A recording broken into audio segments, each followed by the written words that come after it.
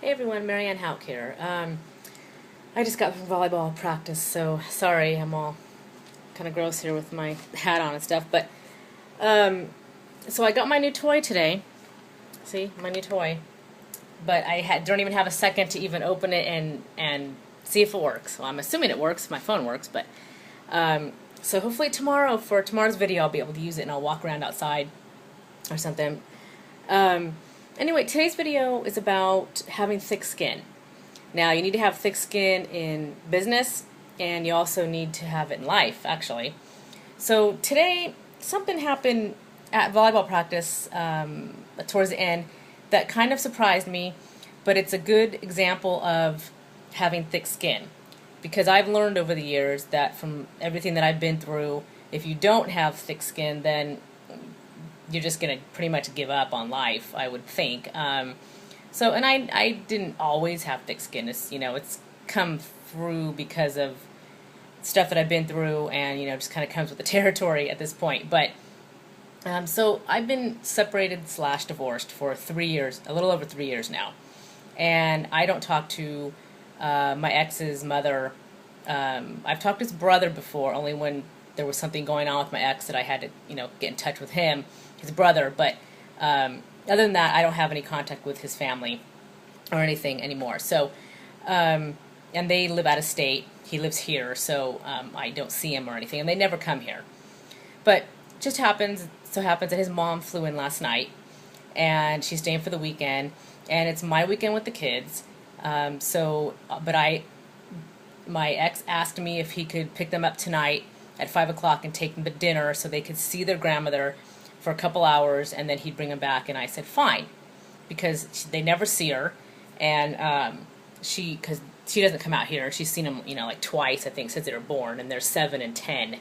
So anyway, so I'm at practice. I'm in the gym. We're giving out uniforms today, so I had 13 girls crowd around me and my assistant coach, and we're trying to get sizes, and they're trying them on, and it's total chaos at the very end of practice, like 4:45. And there's a bunch of adults, parents in the gym. I have no idea who's in there because I'm not paying attention, because I'm focused on my practice and my girls, and this is what I'm doing. So I never focus on the parents that are there watching, or they come in a few minutes before practice is over to wait for their kid. So I'm standing there, and my daughter Jordan's standing with me, and I had no idea that my ex-husband and his mother were even in the gym. So apparently they were standing by the opposite side door in the glare, and I had no idea. I can't see when there's a big glare behind you. You don't know who the person is. So I finally saw my ex walk across the gym, and that's the only reason I knew he was there. And I said, it's not, it was like 10 to 5. I said, it's not 5 o'clock yet, because I told him I would send the kids out at 5 so he wouldn't have to come in. So, of course, he comes in the gym, because I told him not to. So anyway, he comes in the gym, and I'm like, but he's all, oh, it's close enough. I'm like, oh, whatever. So I'm just, finishing uniforms and dealing with my girls. And so I'm standing, and I was saying goodbye to Jordan because she was going to go.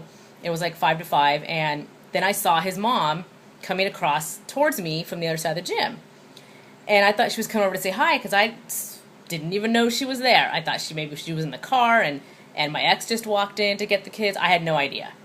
So she walks up to me, and I go towards her, and I'm like, hey, Judy, and I stop all of a sudden, and she gets in my face, and she says, I'm really insulted that I'm standing over there, and you couldn't even have the courtesy to wave to me and say hi. And I'm like, sorry, I didn't even see you. She goes, bullshit, you saw me. And she goes, come on, Jordan. And she pushed my daughter away. Okay, so I'm not going to start and make a scene in my gym at school in front of 13 sixth graders and parents. So I let it go. I let it walk away, or let her walk away. And of course, my ex is on the other side. He had no idea that she even said that. So I was a little bit surprised. I hadn't talked to her in years, and this is what she says to me when she sees me. So now, a little bit of backstory, she doesn't know anything that happened during our marriage. She has no idea why we got divorced. I'm sure my ex told her it was my fault, whatever. And I've learned to live with that, and I know the truth, so it's I don't care what she knows. but I'm sure, he's not going to tell her the truth, right? It's his mom, right? So so that's fine. So I texted him when I got in the car, though. So my assistant coach is my girlfriend also. She helped me out because all my kids' stuff was there. We put all my stuff in the car. And so I got in the car and I texted him. And I said, you better tell your mom to never talk to me that way in front of my kids again. And I said it very nicely. And I said, or, it's just not going to happen. So I left it at that. And then, of course, he writes back and says, oh, I have no idea what you're talking about. And I'm sure he doesn't, because I'm sure they don't talk. They talk about the weather and football, college football. That's pretty much the extent of their conversations. So I left it at that. So I'm driving home, and I'm in traffic, and I don't have carpool lane because my kids weren't with me. So it was 5 o'clock, in San Jose, and it's very much trafficy. So I'm trying to, calm down. So I'm going to be honest, I was pissed. So I was driving, and I was, trying to be patient and everything, driving home. And so I thought, what, I'm just going to leave it at that because it doesn't, I got to let it go, right? So it bothered me for, a couple minutes on the way home, but then I thought, what, it's so not worth it. So you got to have, see, I have this, I should have gotten upstairs, this rhinoceros, this animal thing I think I bought at Michael's or something, and I keep it around. Actually, I don't think it's on my desk. I used to have it on my desk. I think my kids moved it. So I think it's upstairs now in my room. I have a loft bedroom, so I think it's on the ledge in my bedroom. But I used to keep it around, and I still do all the time, about years ago, because a rhino represents thick skin. They have really thick skin, right? So I look at that all the time. It reminds me that, what, this is what I think of that comment. Just whatever. It's a fly on my shoulder. Go away. I'm done. I don't, I don't have time for that. I don't need it. I don't want it. It's just, more drama from them. So, you just wave it off and move on. My daughter has her cake competition tomorrow. I did a couple of videos about that, actually, last week. So we have some work to do tonight, and then all day tomorrow we'll be doing that. And tomorrow night's the actual competition, so I'll be posting some pictures and everything and let everybody know how it's going.